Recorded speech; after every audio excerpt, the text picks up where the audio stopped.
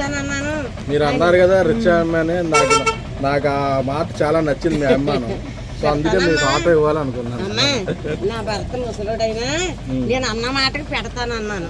ఆపు చేశారు, మీరు ఇచ్చారు, నా బండి ఇచ్చారు, మీ సల్లం చేస్తుంది నాకు బండి కొని పెట్టారు. ఇస్తానన్న మాట నాకు ఈ ఆనందం చాలు బాబు.